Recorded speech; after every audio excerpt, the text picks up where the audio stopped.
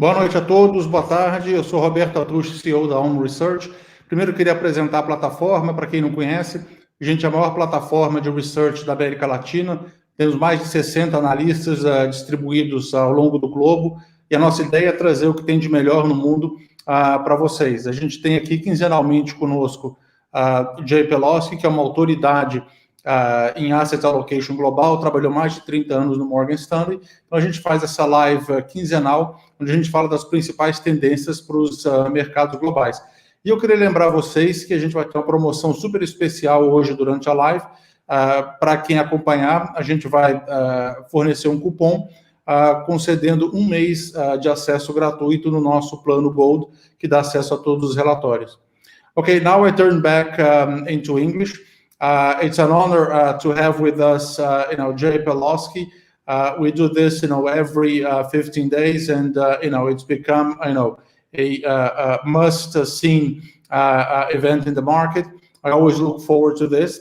And today, we always cover the Musings, the report that Jay publishes, the Friday before.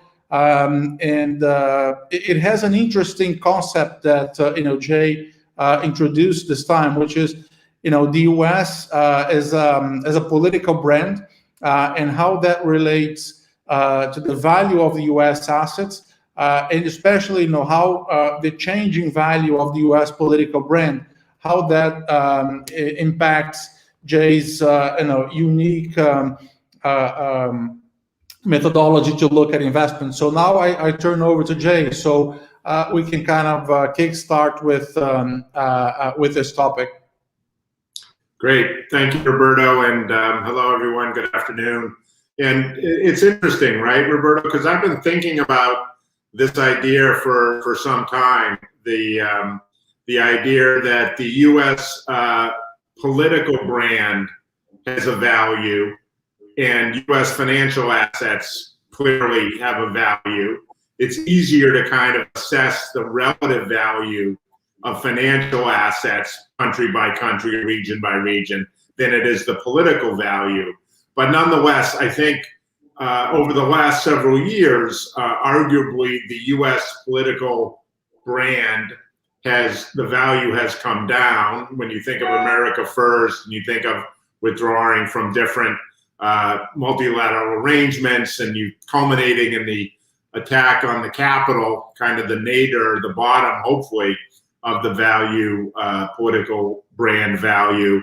And you contrast that with financial assets, where for the last decade or so, the U.S. has had premium valuation versus the rest of the world, and a valuation premium that's expanded over the last 6 to 9 months, in part because of this idea of American exceptionalism in terms of its fiscal and monetary policy response, more robust than just about any other major economy in the world, and its success in kind of leading and driving the vaccination process in the United States. And so it struck me last week that between the climate summit and the floating of the capital gains tax proposal by President Biden and by his team, was a perfect time to kind of put this idea out there and think about it a little bit, and think about what it would mean for markets. And I think that the idea of two things really kind of struck me. One, there's a lot of talk around the world of dealing with kind of the free rider problem in terms of corporates trying to evade taxes. So the idea of a global minimum corporate tax is finding a lot of favor. And then the idea of a carbon tax, like reducing the emissions by creating carbon tax policies around the world. And so these two things, both of which I think make a lot of sense, are now becoming front page, top of mind discussion points. And so I think it really drives home the point that, we're all talking about how much debt has been issued, but governments clearly need revenue.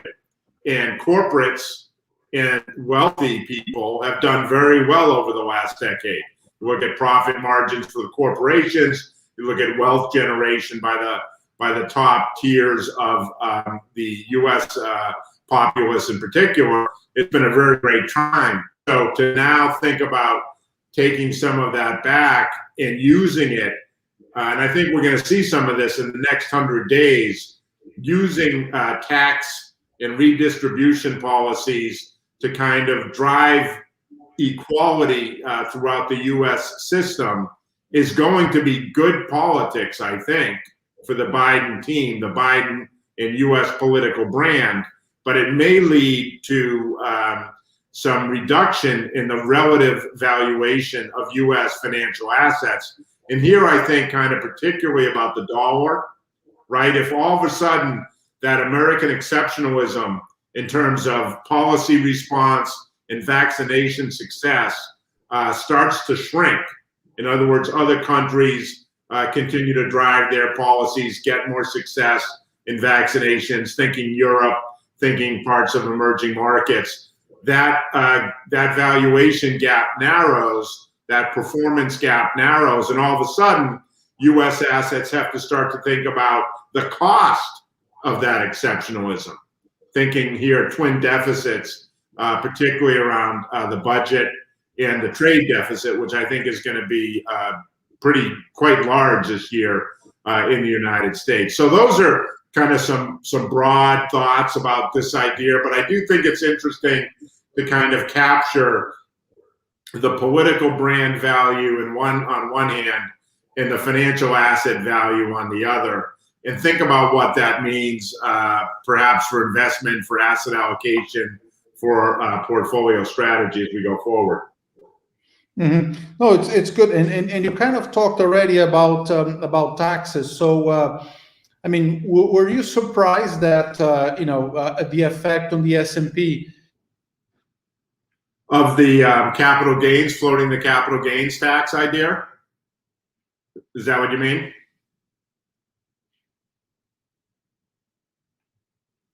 I don't know, Roberto. I think you froze here. You there?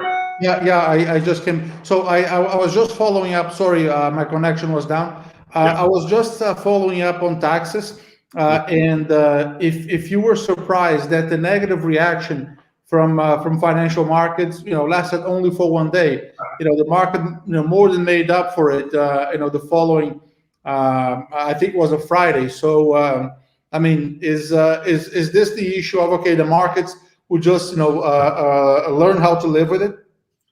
Well, I think, look, it's been clear, President Biden has made it clear that he hopes to pay for the bulk of the jobs plan, right? You had the rescue plan, the jobs plan, and coming up, I think, later on this week is going to be the family plan that we're going to need to raise taxes to pay for some of this. And I think he's done a pretty admirable job of threading the needle between saying that, debt is cheap, we can borrow more, so we need to put these programs in place. I mean, you can argue about that, but in terms of his point of view, of the administration's point of view, we need these policies. We're going to pay for them both via debt and via revenue raising. And that revenue raising is going to come from corporates, basically reversing a big part of the 2017 Trump tax cut, which cut corporate taxes significantly, as well as this little bit of a surprise of raising the capital gains tax and raising it quite significantly. And so I think it was a little bit of a surprise to the markets, and you saw that. But quickly, I think investors and certainly some of the major investment banks and other banks have put out reports suggesting that at most this is going to be about a 7% hit to earnings over 2022. Let's assume that it gets put in place effective 2022, not 2021.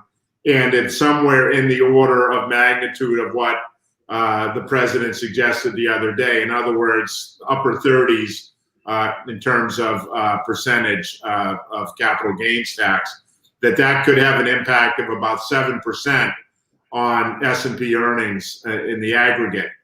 And I think the other thing is to recognize that we're talking about an earnings period right now where earnings growth in the U.S. Through Friday was up 64% year on year and 35% or so better than expected. So earnings were already expected to grow 30% or so, and they've grown another 30% on top of that, which I think helps put into context the idea of a 7% hit versus, the earnings gains we're having now. Now, obviously, that's from a very depressed base in 2020, but for the full year, earnings are expected to be around 25% year over year in this year, and decent double-digit earnings growth next year as well in 2022. So the idea being that for the most part, this is not something that's going to derail the equity market. Once it comes through and things are clear, then there may be some profit taking towards the end of 2021 to forestall being hit with this in 2022. But it's not likely to really derail the market, at least in my opinion. No, we agree. So let's move on and talk about the climate summit. I mean, it was really, the event of last week, something we had been expecting. You talked a lot about it. So can you tell us, kind of, the good, the bad? What were you expecting? What were your disappointments? And how does that change or has any impact on some of your investment calls today? Yeah, I think you're right, Roberto. That was clearly a big issue. It was symbolic as well, in a sense that it was America trying to lead again, trying to bring other countries together after 4 years of basically pushing countries away and saying we want to kind of do our own thing under President Trump. You now have President Biden leading the way with 40 countries, including China and Russia and others involved. And so I think symbolically it was somewhat important and positive. And I'd say there were really one thing I was a little surprised at, a little disappointed at, and then one clear positive. The disappointment was that I had thought there might be more talk about a carbon border adjustment mechanism, or CBAM, between the U.S. and Europe. Europe is proposing such for itself. The U.S., there's definitely disagreement within the U.S. political space regarding the idea of a carbon tax, but I think it's also increasingly recognized that the only way to drive reduction of emissions to the amount necessary by 2030 is going to require more aggressive carbon pricing. So that was one where I thought it was kind of disappointing that there was really not very much mention of that at all.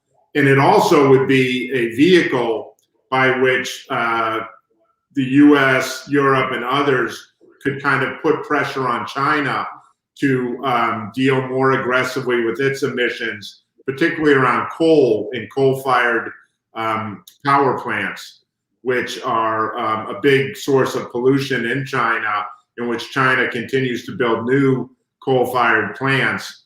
That carbon border adjustment mechanism, if it were put together, could really challenge China to improve its emissions. And that did not happen.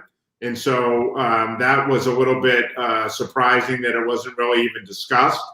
But nonetheless, the positive was that you did have numerous countries significantly increase their targets to reduce emissions by 2030.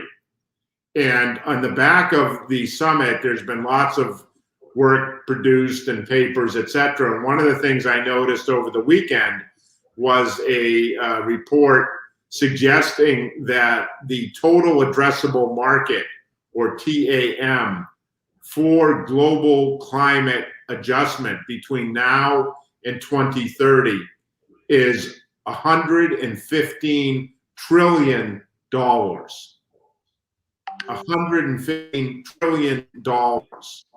And so to me, these two things, both the capital gains tax discussion and the climate summit, really reinforce, in my view, the importance of investing thematically.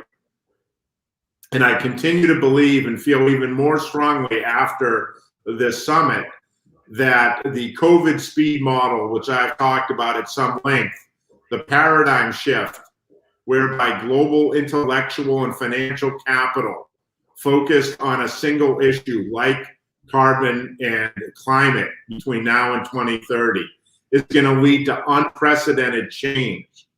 And for investors, particularly if you're worried about capital gains, one of the ways to achieve success is to focus thematically on things like this TAM of $115 trillion and participate in those themes, which are longer term to begin with, and reduce the risk of paying heavy capital gains taxes. So the two things actually go together, and they reinforce the thematic investment approach that we have adopted at TPW Advisory, particularly in our model portfolio delivery service.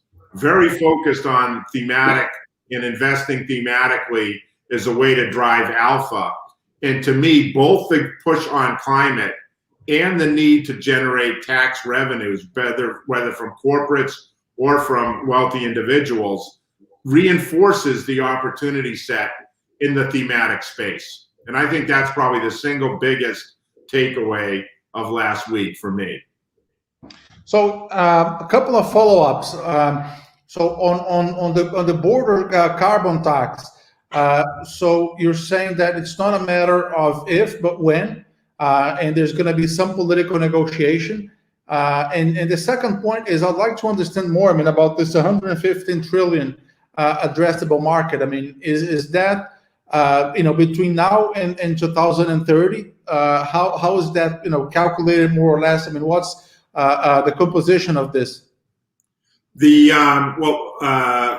First, I don't think it's necessarily a given that there's going to be the cross-border, carbon border adjustment mechanism between the U.S. and Europe. I do think that the price of carbon is increasingly going to be used as a driver to get countries and companies to lower their emissions. How it's actually done remains to be seen. As I said, politically, it's very challenged subject here in the U.S. Europe wants to move forward and lead in terms of carbon emission reduction, and they want to use the CBAM as a way to protect their industry so people don't simply migrate polluting industries outside of Europe and then sell back into Europe and undercut the European producers who are living with the CBAM. So there's that issue.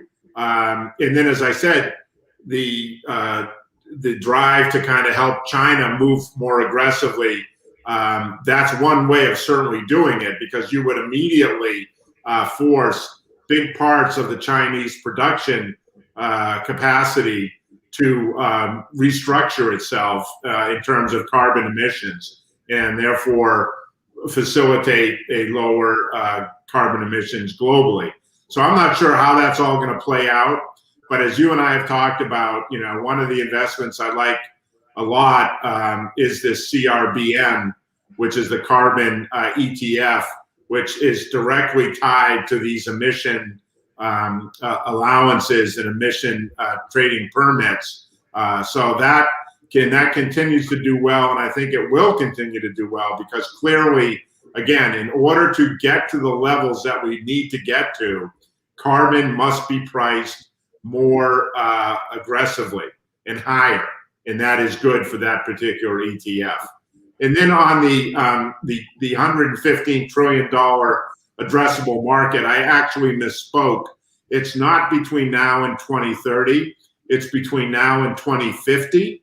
Okay. And it's global. So, and I don't really, to be honest, I just read the report. I don't have the details of what it actually makes up. But from my point of view, my perspective is that, look, as a global multi-asset investor who has a view that you want to be long equities, long commodities, underweight global government bonds, you want to be in non-US equities, you want to be in value and small caps, etc. I think that asset allocation is pretty well set and unlikely to change in the near term. And that suggests that for me, the opportunity set where I should direct my thinking is in the alpha generation potential within the thematic space.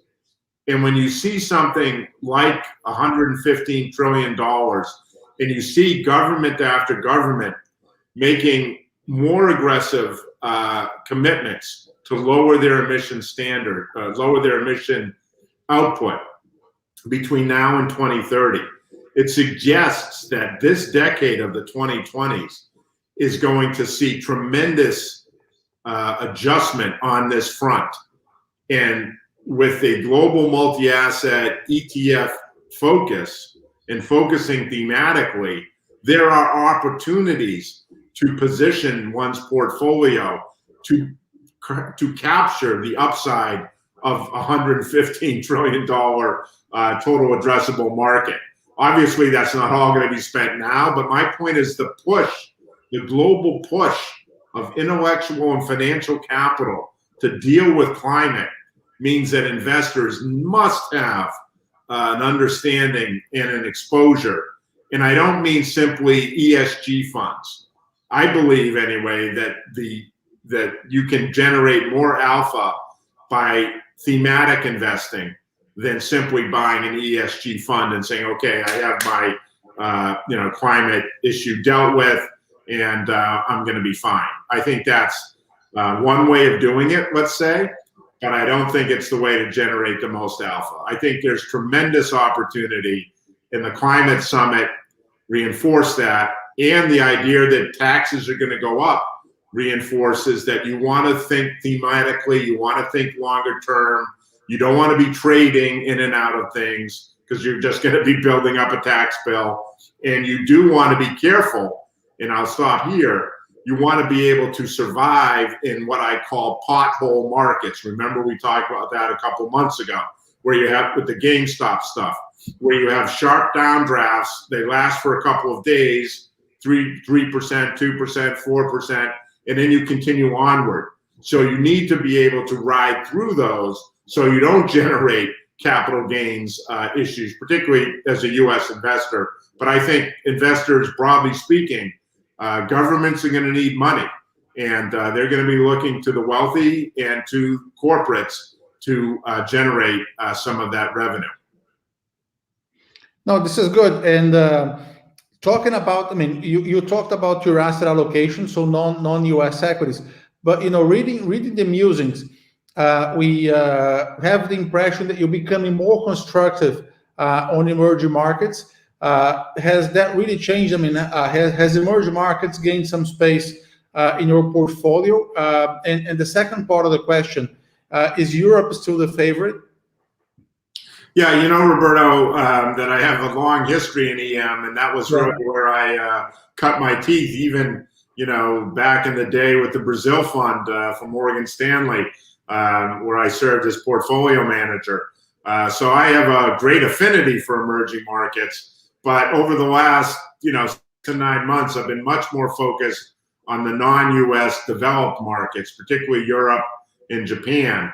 And I will say, though, that over the last week or two, EM has pulled back.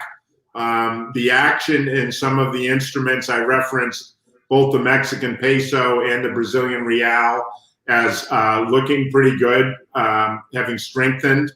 We talked about the real a couple of weeks ago when Lula was, allowed to think about running again. And I said at the time, if the real wasn't able to push through 6, then it's probably going to come back in. And then last week or 2 weeks ago, I wrote about a real. If it could break 550, then it has potential to really strengthen fairly significantly. And in the midst of all the negative news around COVID and cabinet reshuffles and all these issues that Brazil is dealing with, that's what's happened. And so it tells you, I always like to let the market tell me. Investors should never try and tell the market, right? You have to listen to the collective wisdom. And the market is telling us that EMFX is probably catching a bid, that the dollar was not able to power higher and is now rolling over. And this is where we get into those divergences and what we talked about at the beginning of our session here, that as those divergences collapse and as the bill comes due for American exceptionalism, it's probably going to weigh on the dollar, which will be good for emerging market currency. So I have existing positions in the model portfolio in emerging market local currency debt, in Latin American equity, and in emerging market internet and e-commerce equity. And those are kind of the positions that I have at the moment. But I am looking and thinking about perhaps doing more. For example, in Asia, China is at a 15% pullback, Chinese equities. That's fairly robust, I think, in today's day and age. So there are, opportunities to maybe move the dial a little bit here and there.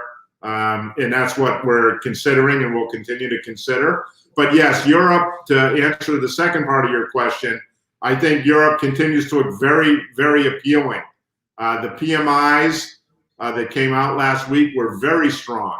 And it completely changes the dynamic from everything you read. Every headline about Europe is in the paper or wherever is, lockdowns, vaccination mess, all the rest of it. But there are three other things to look at. One is the PMIs. They were very strong. I'm just looking down at my notes to see if I can reference some numbers.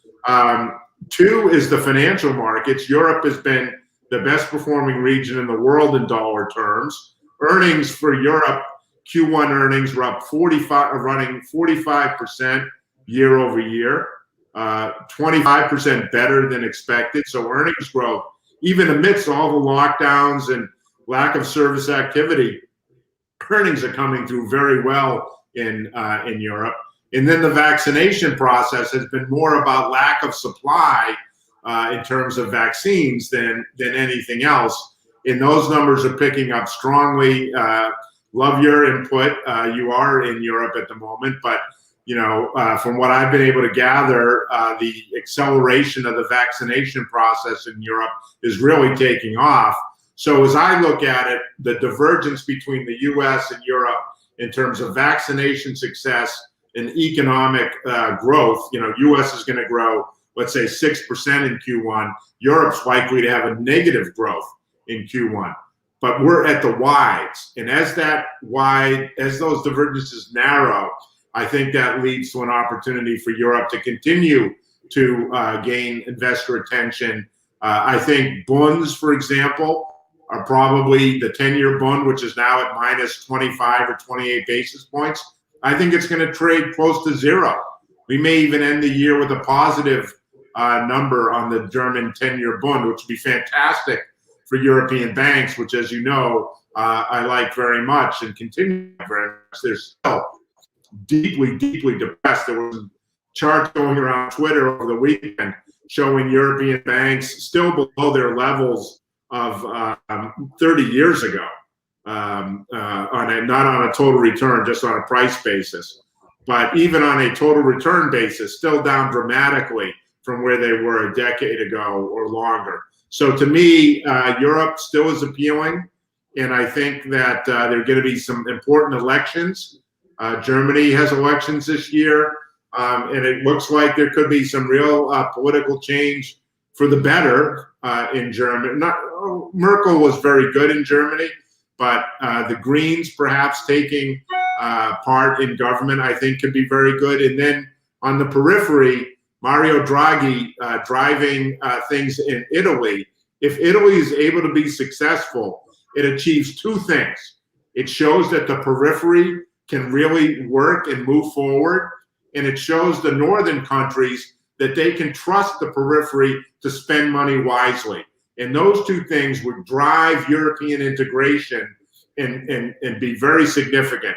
I've written over the last year or so that I think Europe could win the decade of the 2020s. In my tripolar world thinking of Asia, Europe, and the Americas, I've written that I think Europe could win the decade of the 2020s, and I continue to think that's quite possible.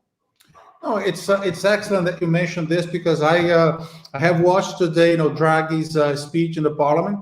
I mean, of course, everybody would expect him to do very well. I mean, given his background and his capacity, former head of the ECB, but he already, of course, he was very appealing.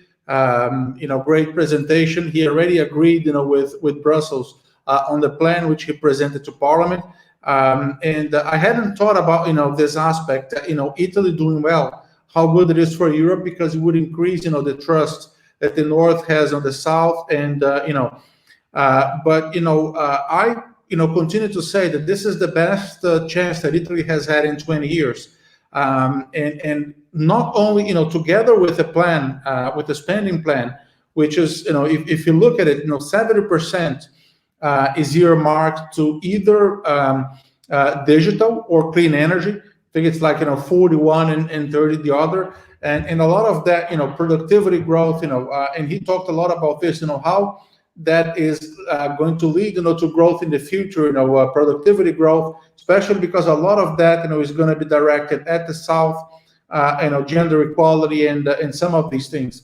And I think, he's going to use, some of the leverage he got with the plan to approve two reforms which are critical for Italy. One is the public administration reform, basically, and he talked a lot, about how, that is going to increase, the overall productivity in the economy. If notaries and, every part of the public administration that people need, how that affects the business environment. And the other one is the legal system, bankruptcy laws and the time it takes for banks to recover loans, that sort of thing. So I think if it and this is important for Europe, because Italy has been seen as I won't say the sick man of Europe, but hasn't grown for the past 20 years. On a real basis, and the debt is so big. So I think Italy being back in the game and growing, given the potential that the country has, would have a great effect throughout the rest of Europe. So and today life goes basically back to normal. And I remember you mentioning that this was probably 2 weeks ago, that the real opening trade was not in the U.S. anymore, but was in Europe. We talked before we went live, we talked about the traveling, and you said that how everything is fully booked in the U.S. and people starting coming to Europe. So a lot of the travel stocks began to react. And another thing I would like to remind you is that there's been of course you talked about it, a resurgence of corporate Europe. And how the luxury sector has gotten bigger. I mean, I think some people may not have noticed, but Louis Vuitton is actually the largest stock in Europe now by market cap, overtaking Nestlé, and how that's a proxy for activity in Asia. So there's a lot of interesting things happening here. Yeah, I would concur, and I think as I was listening to you, Roberto, it just struck me that the Draghi approach here is really smart, because he's using the funds to drive digitalization, which can sweep away a lot of the entrenched resistance to the public sector reform and the notary reform in all the bankruptcy, all those things, right? Because now you just have to, we have to become modern. We have to digitize things, and the resistance to doing so, and by definition, speeding up the process and making it more efficient and productive is going to go away. And so I think it's again, never let a crisis go to waste is an old saying. Yeah. And I think Mr. Draghi is very adept at understanding that from his experience, as you said. And I do think that, it's quite feasible that he has a fair bit of success. And as I said, I agree with you. I think Italy is certainly seen as a potential linchpin within Europe. It's neither really south nor north. It's kind of a middle country with a big heft to it. And if it's able to kind of move forward, I think it would send a very positive, constructive signal in terms of the integration prospects for Europe in the coming years, which is I see as very important to its overall success in terms of competing against the pole of Asia, which is very strong, and against the pole of the Americas, which may be finally starting to get its act together a little bit. Another thing which is, somehow related to the Europe and the German elections is, of course, the market is always, over concerned about the geopolitical issues. But I was surprised on how fast, the Ukraine-Russia situation was de-escalated. So it's always a good thing, and we know that. Despite Zelensky in Ukraine, making a lot of noise, it was just it was about Putin, Merkel, and Macron sitting together and discussing things without even consulting him. So it shows to some extent some maturity and the ability to resolve these political issues. Mm-hmm. I would agree. So, I'd like to move now to, you've talked a lot about, the three tests that the market would have to overcome over the next few weeks. If we talk, this was maybe in the session of a month ago when you said, okay, so far so good, keep calm and carry on, but, there will be a few tests. And number one was going to be, of course, vaccination. What I'd like to bring is, okay, on one hand, it's accelerating in Europe. That's great. You call that, and that's been driving an appreciation of the euro. But, what happened in India kind of shows us that, nobody's safe until everybody's safe. So, how that affects your investing approach. And the second one is earnings. Which has been good so far, but this week, we have a lot of companies, and you also made a good call on the tech that this pullback that we had in the U.S. Treasury yields led to a resurgence of the Nasdaq above 14,000, and the other one is the risk of a big of not a big one, but a correction somehow. So where are we, in these three? Yeah, I think you hit all the high points, Roberto. Well done. The vaccination process here in the U.S., I think, continues to move ahead pretty smartly and successfully. And so I envision that to continue. At a certain point, the challenge is going to be really reaching out to those people who either are not able to go and get a vaccine themselves directly, or are hesitant to get a vaccine. I think we're getting close to all the people who want a vaccine can get a vaccine, which is what, again, President Biden said would be the case. And we're at that point. I know in New York City, you can now walk in. You don't have to have any pre-existing condition. You can 16 years old and above can walk in and get a vaccine, which I think is just absolutely phenomenal. You can see the results in terms of the pickup in activity in the city. And clearly can talk about that maybe in a little bit if you're interested, kind of an anecdotal eyes on the ground view. But so I think the vaccination process doing very well here. And I've been a big believer of kind of first in, first out, follow the leader when it comes to COVID. And I think we can look to the UK and to Israel and to China to a lesser extent in terms of vaccinations to see what the future is going to look like. And so I expect to follow that. And I think Europe is following in the footsteps now. And I think other parts of the world, I think what's happening in India clearly and in Brazil and elsewhere clearly are disheartening and disappointing to see these kinds of results. But hopefully what it does is it kickstarts a greater interest in kind of sharing vaccines. I would expect, and the president announced today, that the U.S. is going to be freeing up doses to help some of the emerging countries deal with the issue. And I think we're going to see more cross-border travel. You touched on Europe saying it would welcome U.S. visitors who are vaccinated. And I think it's going to boil down to, look, if you want to do certain things, you need to be vaccinated. If you choose not to be vaccinated, then you're not going to be able to do certain things. And to me, I'm perfectly good with that.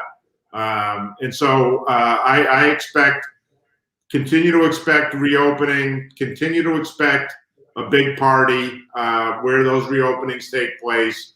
People are desperate to get out and spend some money and celebrate with friends and see people and family. So I continue to expect that. On the earnings front, the numbers have been excellent. The U.S. earnings growth, 65%. We touched on it earlier.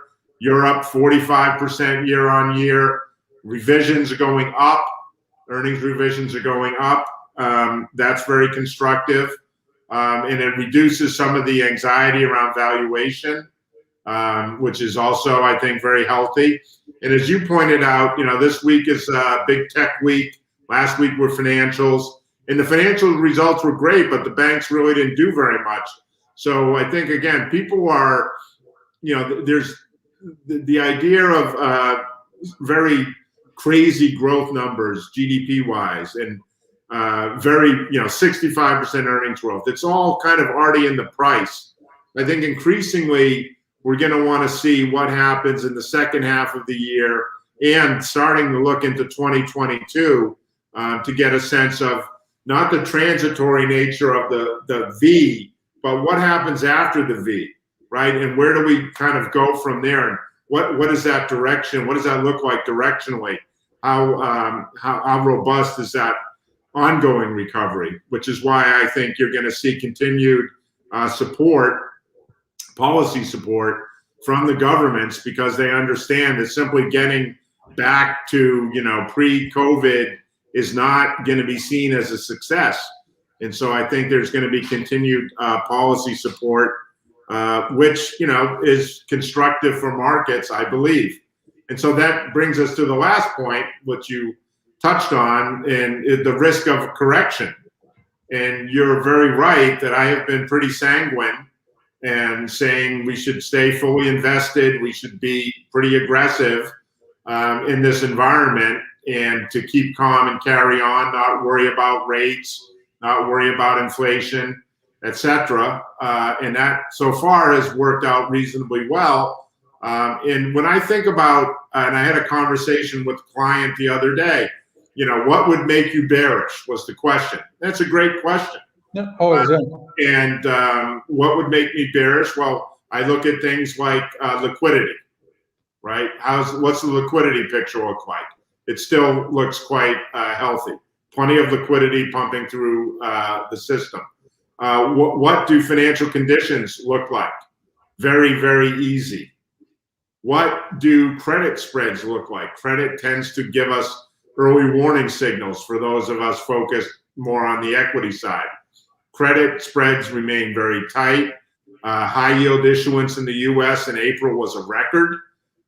Default rates for 2021 in the U.S., high yield default rates are now expected to be only 2%, the lowest in about 5 years. And people talk about these zombie companies that are going to become visible once things reopen. I just don't really, I struggle to understand what that means when you have high yield companies able to access the market without any trouble and extend their maturity mountains. I really don't get the idea of zombie companies at all. And finally, you have earnings, which are extremely robust. So do we really expect to see equities pull back sharply in the face of very strong earnings growth? I don't really think so. And as I wrote, I think now 3 weeks ago, the market has been very, very good at pricking bubbles. You know, the FANG stocks peaked relative to the broad market in September. You had the Robin Hood bros and all that stuff in January, February was a sideshow, as I called it then. You had the ARC names and the thematic names and crypto all get pulled back 20, 30%. Bitcoin just had a 25% correction in the last 2 weeks. The idea that we're in a bubble, that, you know, there's just crazy sentiment, I don't get that at all. I don't know what people are looking at to make that argument. To me, the market has been very efficient at pricking bubbles, the most recent being the Treasury bubble, the idea that, you know, we would have 7% real growth in the economy and have a 1% 10-year Treasury.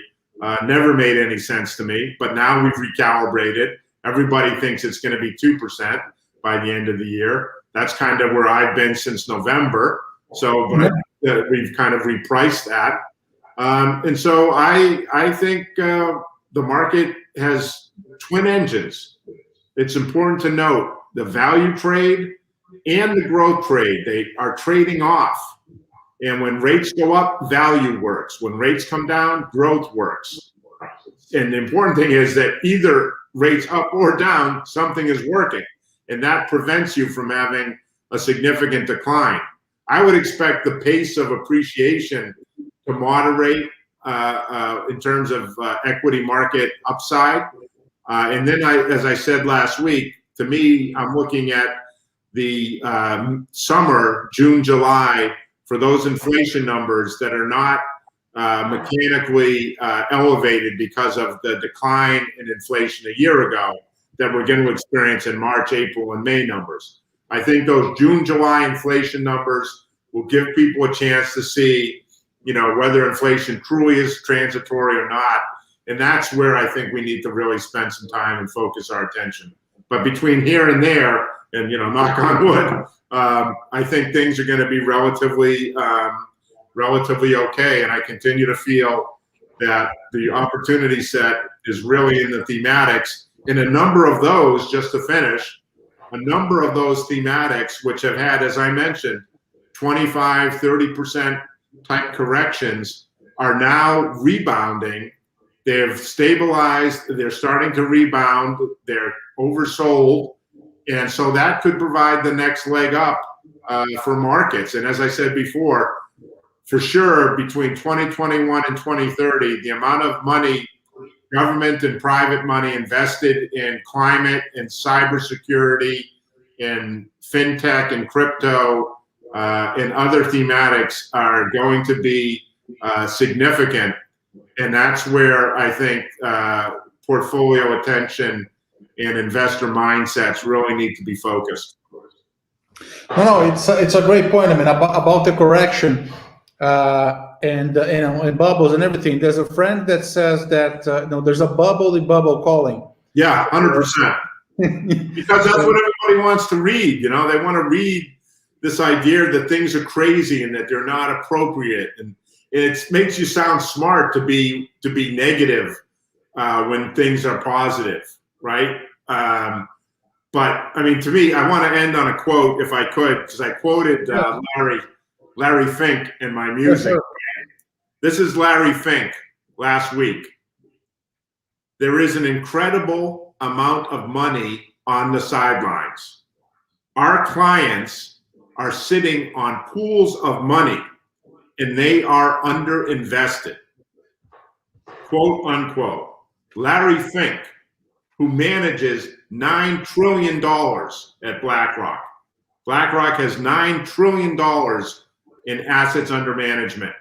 And they are saying that their clients are sitting on pools of money and are underinvested. So those are the kinds of things that, you know, it wasn't a headline.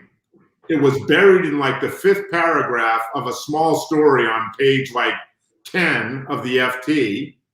But that's the kind of person we should be listening to. And so for me, I think your friend said it exactly right. Everybody loves to talk about bubble, bubble, bubble. Everything that I look at has had a 20 to 30% correction other than the S&P, right? Or the big indices. It's all been underneath. But that just reflects the strength of things. Exactly, because you have multiple engines, as I said. That you have the breadth to be able to absorb. You know, NASDAQ had a 14% pullback. 14% this year. Nobody even paid any attention because the S&P didn't fall more than 3 or 4%. Why? Because when NASDAQ fell, value rose. And therefore, you know, playing those two things is a way to be successful. Yeah, no, totally correct. You know, as you said, you know, we have multiple engines, and the quote is like exactly this. I mean, I think when you're pessimistic, you know, you sound a lot smarter, but you're going to make a lot more money if you're constructive. I mean, I'm not suggesting people should be like Pollyannas, but you know, I think it's kind of hard to imagine a correction in the middle of an expansion. I mean, a correction, a huge correction without a recession. And that's something which is still, you know, quite far away.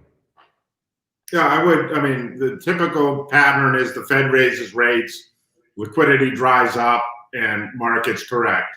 And I think we're, you know, quite a ways away from that. I would anticipate, you know, at some point, obviously, but for now, I think the trick, as I said earlier, you know, there are going to be potholes. You know, this is a market, it's very one-sided. There's either buyers or sellers. There's not usually too many of both. And so you have a downdraft day or a couple of days where you pull back 3%, 4%, and it feels like a pothole, right? You're driving down the road, you are paying attention to something else, you run through a pothole, the car shakes, and you're like, wow, what was that? And then 2 miles down the road, you forget about it because it was just a pothole. And I think that's the kind of market we're in. We're going to have these periodic downdrafts or potholes. And the trick, particularly if we're going to now go into a higher capital gains tax rate environment, is to not get shaken out. And one of the ways to not get shaken out is to participate in thematics that are longer term duration by definition. And I think we are in a kind of unique spot where asset allocation is pretty well set.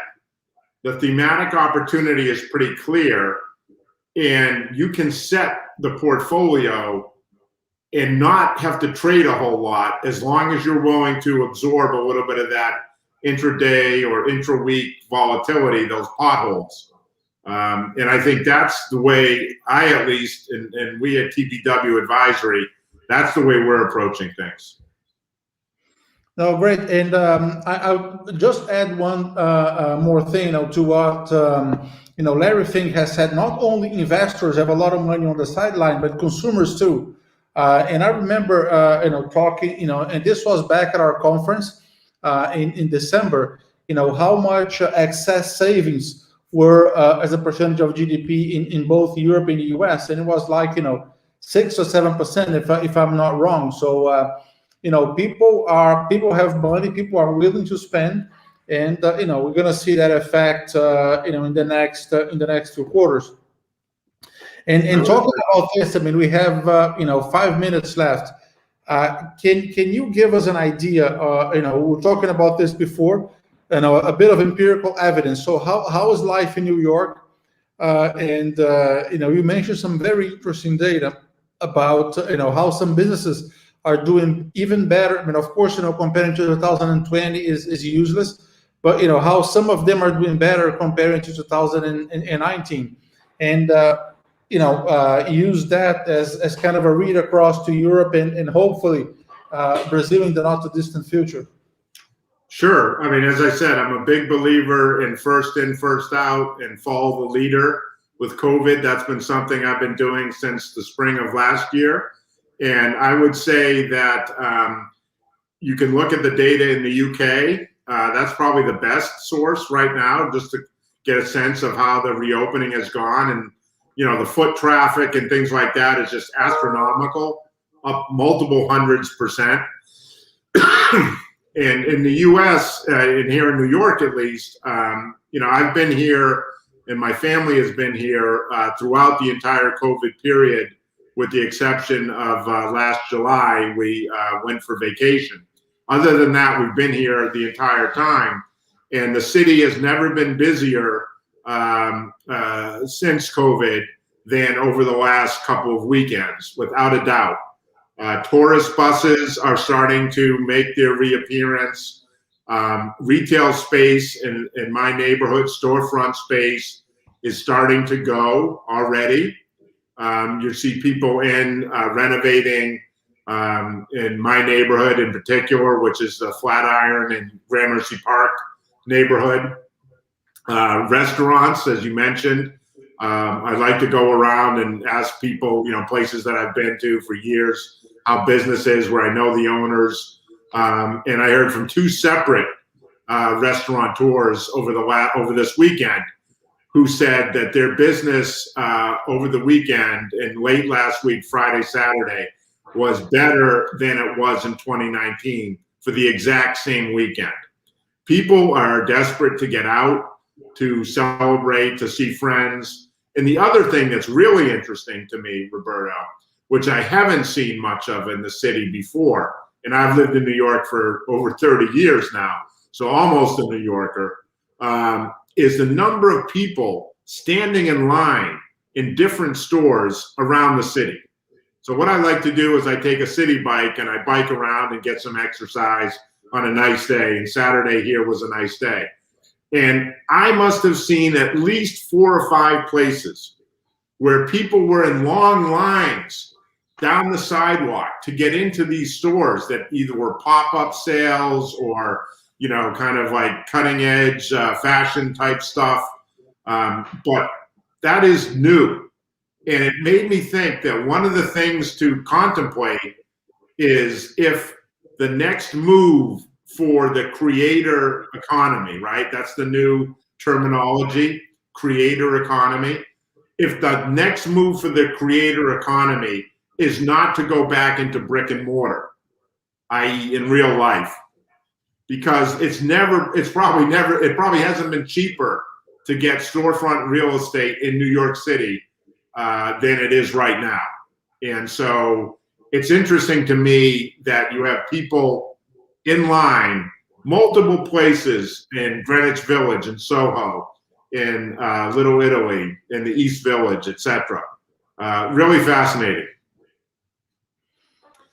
So that's fantastic. So yeah, we hope to see that in Europe and in Brazil soon. So and again, we have just gotten to 5:30 your time and 6:30 Brazil time.